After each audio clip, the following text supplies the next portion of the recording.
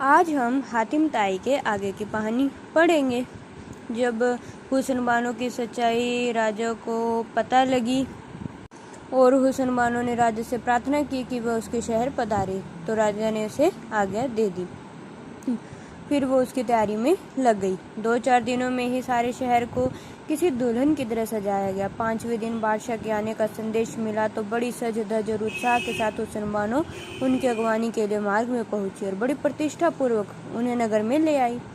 फिर ऊंचे आसन पर बैठाया तथा हीरे जवाहरात के कई ताल बादशाह को भेंट की। तत्पश्चात हुस्न बानो ने मोहर और सरफे से भरा हुआ खजाना बादशाह को दिखाया और बोली, आप अपने वजीर को आज्ञा दें कि वह इस सारे धन को शाही खजाने में ले जाकर रखवा दे। यह सुनकर बादशाह ने वजीर को आज्ञा दी और वजीर ने नौकरों से कहा कि संपूर्ण धन को गाड़ियों में भरकर ले चलो।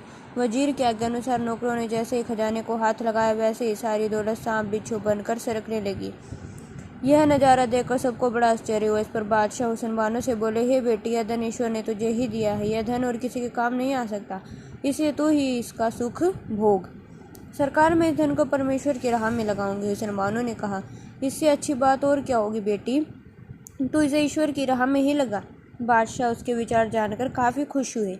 हुस्न बानो को समझाकर बादशाह वहाँ से विदा लेकर अपने शहर में आ गए और हुस्न बानो ने दान पुण्य करना आरंभ कर दिया। उसने राहगीरों के विश्राम के लिए एक बहुत आलीशान मुसाफिर खाना बनवाया जिसमें थके हारे मुसाफिर आकर आराम करते थे। गरीबों के लिए भोजन की भी जगह व्यवस्था की गई। इसके अलावा सैकड़ों कुएं, तालाब, बाग बगीचे तैयार कराए, प्याऊ भी बनवाए गए। जो दिन दुखी मन से मदद की आशा लिए हुस्न बानो के द्वार पर आया, निराश नहीं लौटा। ऐसा करने से उसका यश देश देश व दूर दूर तक फैलता चला गया। वह सातों सवाल यहाँ भी उसने अपने द्वार पर टांग रखे थे। फैलते फैलते उसकी कीर्ति देश खवारिजम तक भी फैल गई। मैंने उसकी बड़ाई सुनी तो उसके दीदार का दीवाना हो उठा। तब मैंने एक बड़े ही चतुर चित्रकार को बुलवाकर कहा, मैं तुझे माला माल कर दूंगा, तू शहर शहबाद में जाकर हुस्न बानो का चित्र बना कर ला और मुझे दिखा। हे भाई, जिसका पुण्यदान का यश पूरी दुनिया में फैल गया, ना जाने वह कैसे सुंदर होगी। मेरी आज्ञा पाकर चित्रकार चला गया और चलते चलते कुछ ही दिनों में शहबाद जा पहुंचा। यहाँ आकर उसने कुछ दिन बड़े आनंद पूर्वक मुसाफिर खाने में विश्राम किया। फिर 5 दिन बाद हुस्न बानो के नौकर से कहा, मैं तुम्हारी मालकिन से कुछ बातें करना चाहता हूँ। यह सुनकर नौकर ने उसका संदेश हुस्न बानो तक पहुँचा दिया तो उसकी स्वामिनी ने तत्काल ही आज्ञा दी, जाओ और उसे शीघ्र ही मेरे पास लाओ। नौकर अपनी स्वामिनी के आज्ञा अनुसार उस परदेशी को साथ लेकर हुस्न बानो के पास पहुँचा तो सौदागर की बेटी पर्दे में से बोली, हे परदेसी, तुम क्या चाहते हो और मुझसे क्या बातें करना चाहते हो? मैं कुछ दिन के लिए आपकी शरण में रहना चाहता हूँ। तुम क्या काम जानते हो? मैं चित्रकारी की विद्या में बड़ा चतुर हूँ, अर्थात एक उत्तम चित्रकार हूँ। यह सुनकर हुस्न बानो ने उसे अपने यहाँ रख लिया और वह आनंद पूर्वक रहने लगा। एक दिन हुस्न बानो ने सोचा कि इस चित्रकार से अपना चित्र बनवाना चाहिए। ऐसा सोचकर उसने उसे अपने पास बुलाया और पर्दे के अंदर से बोली, हे चित्रकार, तुम मेरा एक चित्र बनाओ, मगर मैं पर्दे से बाहर नहीं आ सकती। परदेसी चित्रकार प्रसन्न होकर बोल उठा, मैं कब कहता हूँ कि आप पर्दे से बाहर आए, केवल मेरी इतनी प्रार्थना स्वीकार कर लीजिए कि आप मुझे किसी ऊंचे स्थान से पानी में अपनी परछाई दिखाएं। उस परछाई को देखकर ही मैं बहुत अच्छी तस्वीर बना दूंगा। हुस्न बानो बड़ी प्रसन्न हुई। तुरंत उसने नौकरों के द्वारा जमीन पर जल का बड़ा सा पात्र रखवाया और स्वयं ऊपर से उसमें झांकने लगी। कुछ देर तक चित्रकार हुस्न बानो की परछाई जल में देखता रहा। तत्पश्चात वह एकांत स्थान में जाकर चित्र बनाने लगा। कुछ ही दिनों में उसने 2 चित्र बनाकर तैयार किए, जिनमें से एक चित्र तो अपने पास रखा और दूसरा चित्र उसने हुस्न बानो के पास पहुंचा दिया, जिसे देखकर हुस्न बानो बड़ी खुशी हुई और चित्रकार को बहुत सा धन इनाम में दिया। उसके कुछ दिन बाद वह चित्रकार वहाँ से विदा लेकर चल दिया और जल्दी ही वह मेरे पास आ पहुँचा। वहाँ पहुँचने पर उसने हुस्न बानो का चित्र मुझे दे दिया। चित्र पर दृष्टि पड़ते ही मैं बेहोश हो गया। कुछ समय बाद जब मुझे होश आया तो मैंने चित्रकार को काफ़ी हीरे मोती देकर विदा किया। फिर जब होश में आया तो उस चित्र को देखकर मैं हाय प्यारी चिल्लाने लगा।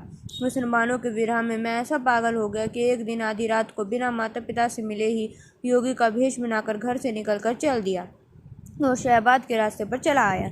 चलते चलते अपार विपत्ति उठाता हुआ मैं बहुत दिनों के पश्चात शहबाद पहुंचा। परंतु यहाँ पहुंचकर जब मैंने अन्न व जलपान नहीं किया तो यह खबर सारे शहर में फैल गई और फैलते फैलते हुस्न बानो तक भी पहुंची कि एक नया मुसाफिर आया है। जो ना तो अन्न ग्रहण करता है और ना जल और ना ही किसी से बोलता है। यह सुनकर हुस्न बानो ने मुझे अपने पास बुलाया और पर्दे के पीछे खड़ी होकर पूछा, हे मुसाफिर, तुम अन्न जल ग्रहण क्यों नहीं करते और यह योगी का भेष क्यों बनाया है? मुझे दाना पानी कुछ भी अच्छा नहीं लगता। तुम्हारे चित्र ने मुझे पागल बना दिया है। मैं योगी नहीं वियोगी हूँ। मैं तुम्हारे साथ विवाह करना चाहता हूँ, मैंने हाथ जोड़कर विनती करने वाले अंदाज में कहा। जो मेरे सातों सवालों का जवाब देगा मैं उसी के साथ विवाह करूंगी, नहीं तो जीवन भर कुमारी रहूंगी। बिन सवालों के जवाब दिए कोई मेरे रूप को देख भी नहीं सकता। हुस्न बानो ने हंस कर कहा था। वह सातों सवाल कौन कौन से हैं? मैंने पूछा था। मेरा पहला सवाल है, एक बार देखा है, दूसरी बार देखने की इच्छा है। यह सुनकर मैंने पूछा, वह क्या है? वारे मुसाफिर, तू भी खूब है। अगर मैं इसका जवाब जानती तो किसी से पूछती ही क्यों? हुस्न बानो ने मुझे अजीब नज़रों से देखते हुए कहा था। इतना सुनकर मेरा सिर झुक गया और मैं उठकर जाने लगा। तब हुस्न बानो कहने लगी, अब मेरे साथ शादी करने का विचार कभी अपने मन में मत लाना और अपने घर जाकर आनंद से रहो। प्यारी, मैं तेरे नगर को छोड़कर कहीं नहीं जा सकता। यहाँ की गलियों में रो रो कर मर जाना अच्छा समझता हूँ। मैं तड़प उठा था। यह सुन हुस्न बानो क्रोध से बोली, नहीं नहीं, मेरे नगर में तो इस हाल में नहीं रह सकता। यदि राजी से नहीं जाएगा तो धक्के मारकर नगर से निकाला जाएगा। इस ललकार को सुनकर मैं थर्रा गया और जंगल में मारा मारा फिरने लगा। फिर एक दिन मैंने हुस्न बानो को छत पर खड़े देखा और उसका रूप देखकर और भी अधिक मोहित हो उठा। इसी प्रकार मेरे बाद भी सैकड़ों शहजादे ब्याह की इच्छा से हुस्न बानो के पास आए और उसके सवालों को सुन सुनकर निराश होकर चले गए, मगर मैं उसके वियोग में यहीं भटक रहा हूँ। मुनीर शामी की कथा सुनकर हातिम बोला, अच्छा, तू उसकी विरह का दुखिया है। चिंता ना कर, यह सुंदरी तुझे अवश्य मिलेगी।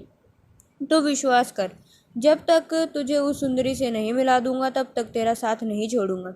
धीरज देकर हातिम मुनीर शामी को अपने शहर में ले गया और उसे नहला धुलाकर खाना खिलाया। 3-4 दिन बड़े आदर से उसे रखा। फिर हातिम ने कहा, मेरे मित्र मुनीर शामी, अब मैं जल्द ही तेरे दुख को दूर करने का प्रयत्न करूंगा। ऐसा कहकर उसने खास नौकरों को बुलाकर उसने समझाया, देखो भाई, मैं इनके साथ इनका काम पूरा करने जा रहा हूँ।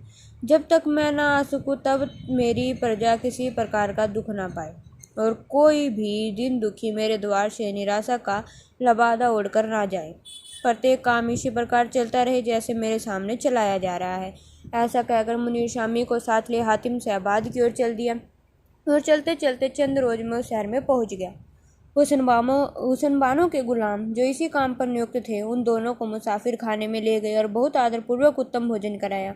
फिर कुछ समय पश्चात उनके सामने मोहरे और बहुत सा धन रखा और कहा, यह धन रख लीजिए, हमारी मालकिन की तरफ से भेंट है। यह सुनकर हातिम ने कहा, भाइयों, मैं धन और भोजन का इच्छुक नहीं हूँ। परमेश्वर की दया से मेरे पास भी बहुत धन है। मैं एक देश का शहजादा हूँ, मेरी इच्छा कुछ और ही है। यह सुनकर सारे गुलाम हुस्न बानो के पास गए और उसे सारा समाचार सुनाया। हुस्न बानो ने दोनों मुसाफिरों को अपने पास बुला लाने का हुक्म दिया और स्वयं पर्दे के पीछे बैठ गई। नौकरों ने दोनों मुसाफिरों को बुलाकर पर्दे के बाहर बैठा दिया।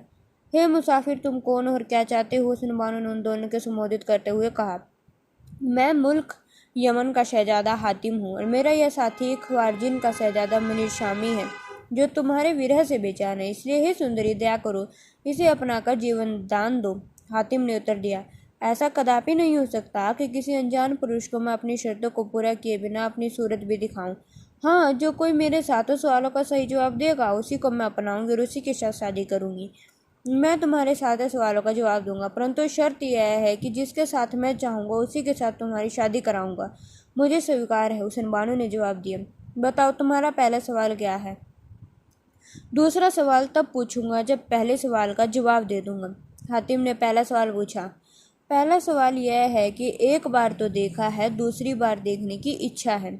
इसका जवाब दे। मैं भी दूसरा सवाल तभी बताऊंगी जब पहले सवाल का जवाब ले लूंगी। हुस्न बानो ने अपना सवाल हातिम के सामने रखा। अच्छा सुंदरी, मैं इस सवाल के जवाब की तलाश में जाता हूँ और अपने साथी मुनीर शामी को तुम्हारे शहर में छोड़ता हूँ। जब तक मैं ना आऊँ तब तक इसे अच्छी तरह रखना, यह किसी प्रकार से दुखी ना रहे।